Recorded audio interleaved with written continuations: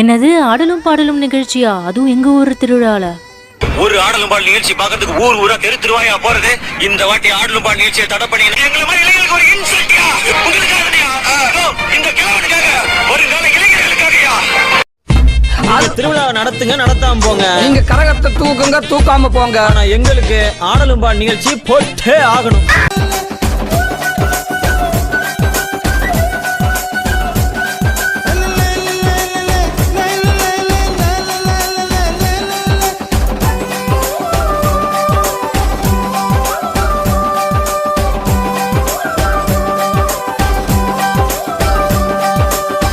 கருவாடு ஊற வச்ச சோறு